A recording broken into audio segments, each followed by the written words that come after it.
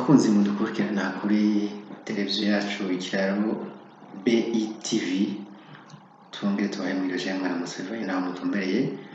Uno munsi nagira tuganire ku vyerekeye ico twokoza ubucafu buri mu bisagara vy'igihugu cacu, aho umwanya umwe tubona umengo ni ubucafu, ariko undi mwanya ugiye kuraba usanga twashobora kubukoresha ubwo bucafu nyene. Ivyo bintu tuza turata hirya no hino dushobora kubikoresha bigaheza bikatuviramo uwundi musaruro. Uno munsi rero reka tuvuge vyerekeye isuku ry'ibisagara. Umuntu aravye hano mu bisagara vyacu, dufate nk'Ibujumbura, hanini Bujumbura niho hari abantu benshi cane, ahandi Gitega, za Kayanza, za Makamba, za Ngozi, bisanzwe hano hose hakoraniye abantu benshi, hama hariho ubucafu buriko buratakara. Mu bucafu rero butakara hariho dufate nka ibi bintu umuntu ashobora kunywa amazi ya kinju canke kihereza akaju akariko kose, energie canke jus iyo yose, umuntu ukazibona yatereye mw'ibarabara. Dutereye mw'ibarabara abantu bagenda barakunyanga, imodoka zigacako, munyuma usanga ari ubucafu turiko turatera ibisagara vyacu, ndetse ukadusanga amazi ariko aragenda ariko aratwara ubucafu, ibikarton, amasashe, amacupa, ibikinju, hari n'ayo macupa yose ya za Heineken badasubiza, ushobora gusanga batereye mw'ibarabara bikameneka kandi mw'ibarabara, ibintu nk'ivyo. Ukasanga rero amazi ariko arabitwara, biciye bigenda kugara iriya nzira amazi yateza kuja ajana. Mu misi iheze narabonye video nziza cane y'umurundikazi, aho yatubwira ati nukuri twikubita agashi turabe ibi bintu vy'uko twagize ingeso yo kuza turatagaguza ubucafu hariya, uhejeje kurya umubi wacu utariya, uhejeje kurya avoka wacu utera mw'ibarabara, abantu bagahonyanga ngo bitwiyumvira ko aho tubitaye ari iwacu, mu gisagara iwacu, mu gihugu iwacu, turiko turatera umwanda igisagara cacu. Ariko yanatubwira ati twikebuke, tuze turaraba akantu kose ukoresheje canke ufunguye ugakenera ukabona ko ata kindi ugakoresha, ukabikira murabe aho uza kugata habigenewe, ari muri poubelle publique canke ahandi hariho hose, mugabo atari gutera umwanda ibisagara vyacu. Jewe nanje kana mubwira uno munsi ntidukwiye kugira amapubere gusa ngo tugume twuzuzamwo ubwo bucafu, kuko murabona ari nk'amakarton, impapuro, ivyo n'ibintu bishobora kuba degradé bigahinduka umwavu, ivyo n'ibisanzwe. Mugabo amasashe y'amacupa ya kinju murabona ko ari plastique, bijya ntibishobora kuba degradé mu mwanya mutoya. Jewe nanje rero reka mvuge ni inyuma yuko tugize aya mapubere, hanyuma amapubere akuzura, sisukwinda kuzura noneho amapubere yuzura ku munsi ibisagara vyose. Jewe ndasaba leta yuko yokora umugambi muri ivyo bisigarira, muri ivyo bintu twita yuko ari ubucafu. Hariho imigambi abandi bashobora kubikoramwo. Mu misi nagize recherche gatoya, hama ndabona video aho batwereka ingene dushobora guhindura ibintu vy'imicafu bitari degradable, bakasubira kubihinduramwo ibintu vy'ingirakamaro. Dufate nka plastique mu bisanzwe batubwira yuko ibisanzwe yavuye muri petrole, yavuye mu gitoro. Gutyo rero mu gihe uhejeje gukoresha iyo plastique, iryo cupa rya kinju canke iyo sashe, umuntu aciye aterera ngaho, biza kupolluwa isi yacu. Biramutse bishitse hariya mu kiyaga aho bija kwica ibinyabuzima bibayo, aho tubaza ko turahomba ifungwa ziriyo, ifi n'ibindi bintu bitandukanye. Ni mu gihugu ikihe? Ni mu gihugu citwa Irland. Igihugu citwa Irland nibo batubwira neza ko bashoboye gusubira guhingura petrole muri ayo masashe, mu plastique tuza turata dusanzaza hariho hose. Bo bafise umugambi, bafise insosiyete ibijejwe isubira ikayegeranya aho bagiye barabuterera mu mapubere batekanije ko tuza dushiraho amategeko ku buryo ugatanga ibarabara uca ufatwa n'uwo ari we wese. Kurindira ngo umupolisi aba bagufata. Isuku ry'igisagara dutegerezwa kuba ari twebwe turicunga twese. ni ukuvuga rero ugataye uwo ari we wese aragufata mukaguhanisha bakagusha amande, uteza kugata ahantu kagenewe, aho ni muri pubere, hama hakaheza hakaza ziriya modokari zibijejwe zikabijana muri usine bihingura. Batwereka yuko ajya amasashe aya maplastike yose basubira kuyahinguramo igitoro, kandi icyo gitoro ni essence yigendera.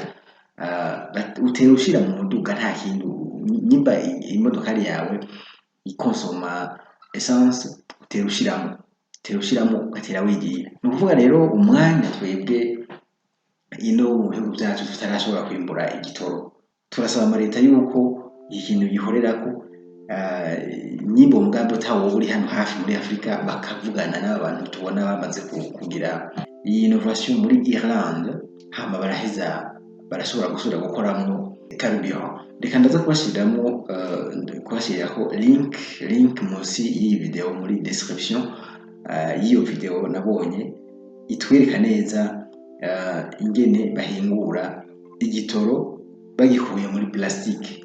Gutyo ya maplastike tufise yigwa arayirira mu nzuzi mu bisagara, tugenda dukunyanga ugasanga igisagara n'umuntu hakimwe ngo musaka sindabizi muri ville, ubura muri ville, ubura hehe, ubura buri mai gisagara hose, ukabona bagiye abantu bagenda baratagaguza gutya. Turondere ingene duhinguramo ibindi bintu by'ingirakamaro, no kuvuga dusubire duhinguremo igitoro narijye gikunze gukenana na gose. Urabona ko tugeze aho igitoro kikenye hanze kubera ino nta bubiko, ntacyo twimbura, ntacyo duhingura, gikenye umunsi umwe hanze bagihingura, hano iwacu turasubira dutonze ku mirongo, umunsi umwe wenyine urakwiye.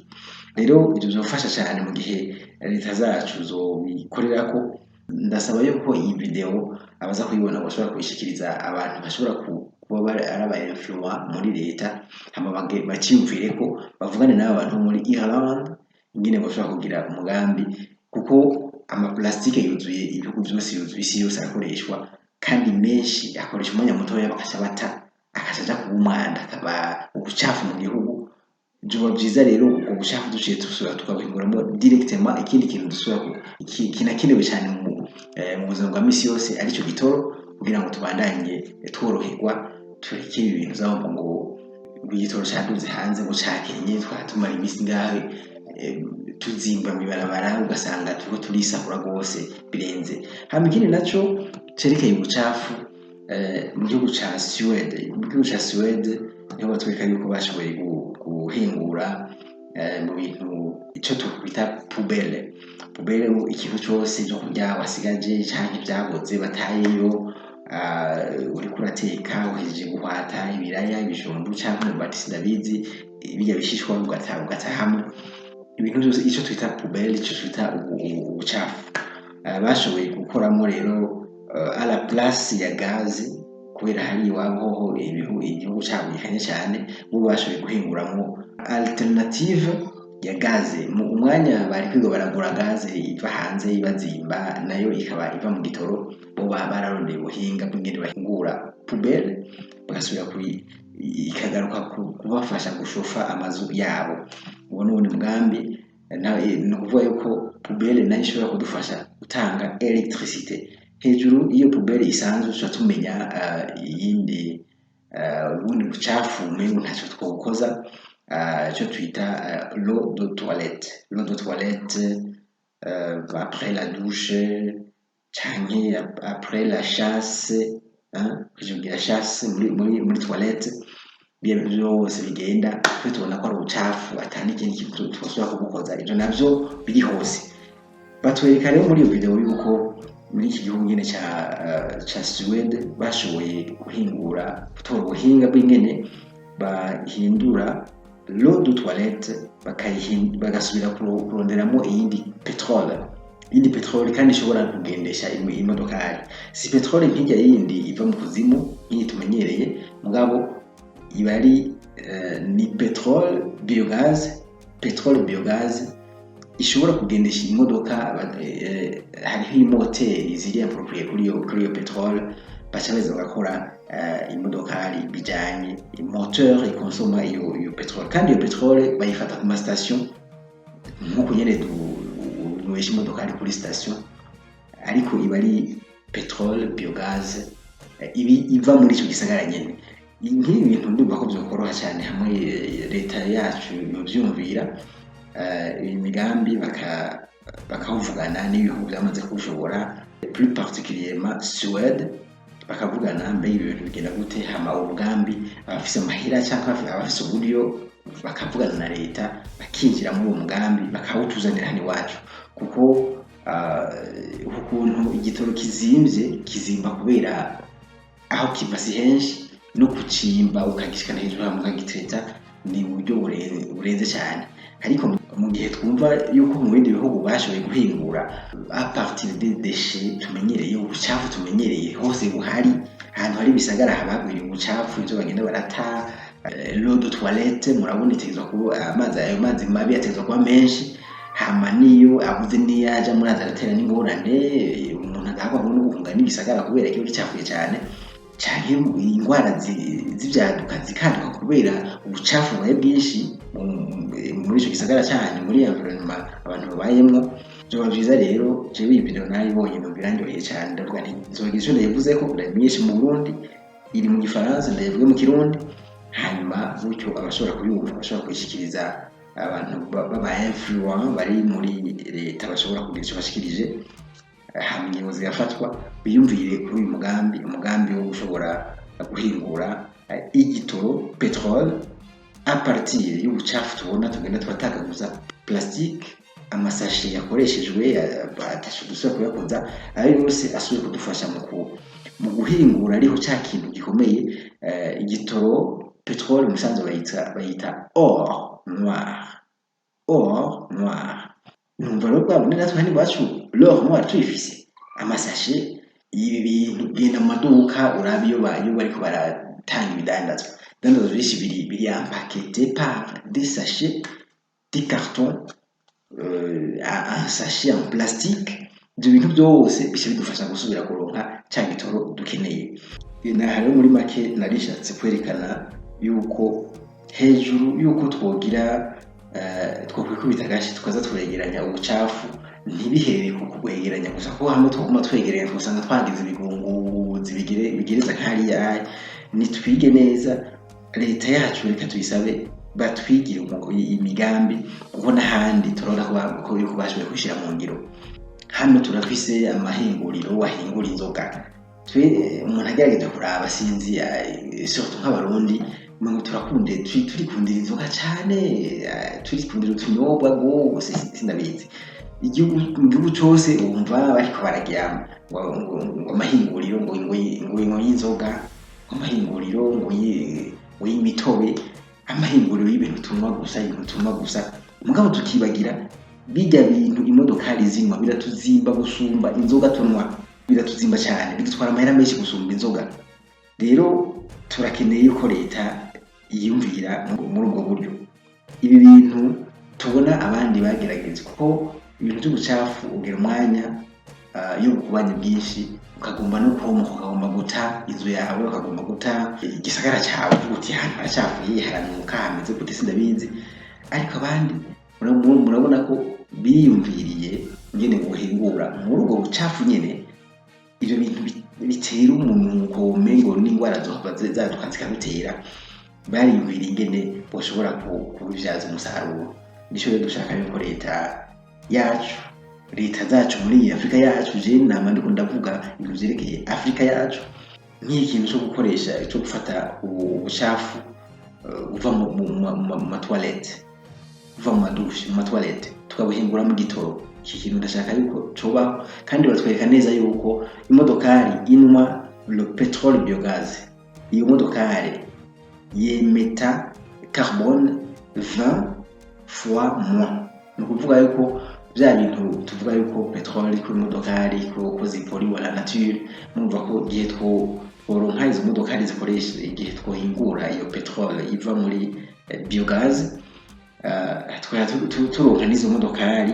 Izo modokari twakeneye ko abakwiza tunga ko bazimporta bakazizana, ko n'ahandi zirahari, hama izi nazo zisanzwe zituzimba zongera zitwononera environnement, tukaheza tukaziheba. Batubwira rero yuko izo modokari kuvuga ko twoba tugabanije pollution de l'environnement 20 fois moins, tuba tugabanije 20 fois moins. Murumva ko ari ikintu gikomeye cyane. Aho muri Suède baba bashafata n'ingingo banashaka, ndetse baravuga bati umuntu agendesha imodokari inwa igitoro cya kera petrol ko tuyizi essence mazutu aba taxe 1500 € par an, 1500 € par an. Teranije hamwe taxe bagenda baramuca umwaka wose usanga arishe taxe ingana n'igihumbi n'amajana atanu, amayero 1500. Mugabo ugendesha imodokari inwa ya petrol biogaz nta gihano na kimwe gushirako, nta taxe bamushirako. Nuvuga kugira ngo bagerageze kwankuraje abantu bakure izo modokari zinwa petrol biogaz. Hama ubundi bucafu bugiye burembeje ibisagara byinshi cyane ni plastique, amacupa avuyemo amaji, avuyemo amazi, za kinju, za sangwe murazibona, n'ibindi bintu byinshi cyane, amasashi, ki envelope, ki en paquet, ibindi bitandukanye bitandukanye murabibona. Ibi byose bikadufasha gusubira ko biduhera izindi karubira mu gihe iyo karubira iva hanze bamaze guhingura yo biheze, tuza tugakoresha ya karubira twahinguye muri plastique. Reka ndaza kubashirira ko link zibiri, link yerekana ingene bahingura petrol à partir du plastique, hamwe niyo na link ya video yerekana ingene bahingura petrol biogaz à partir de l'eau de toilette canke la poubelle, canke petrol bakora bayikuye muri poubelle. Nuko rero iyi video mugerageze mubisangiza abantu benshi, umuntu wese aza kumva iyi video akumva irafise ico imwunguye, agerageza yayirungikira abantu benshi, ayirungikire ari abategetsi canke mwishire mu magroupe arimo abategetsi bayumve. Turasaba yuko bino bintu byokorwa, jewe ndifuza kubona tworonka ihinguriro rihingura ibi plastique byose biba birayirira mu bisagara, hama bigasubira kuvamo carburant. Mwumva ko leta yobwiye kunguka kabiri gaheza ikidandariza iyo carburant, yo indazi iyo carburant iheze ikadandazwa hano mu gihugu iwacu nyene, canke ibaye na nyinshi ikadandazwa hanze.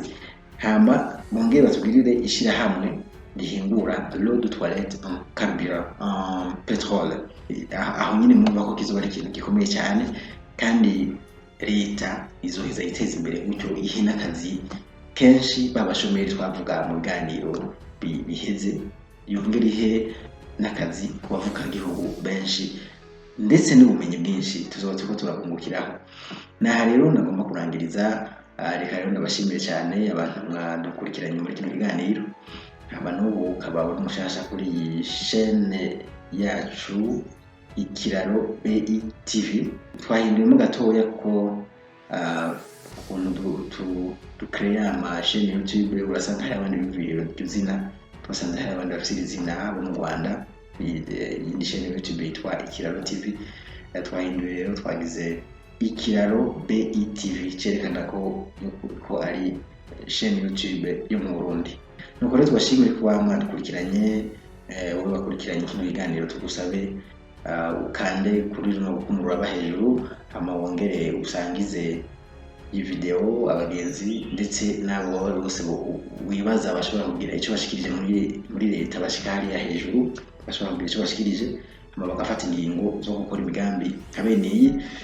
Ukaba uri mushasha kandi tugusabe ukande kuri subscribe ngaha hasi, gutyo ube mu bambere zo kwamashikirwa n'ibiganiro bene ibi twashikiriza. Murakoze, muheza yigwa mutumbere hose naho utaha.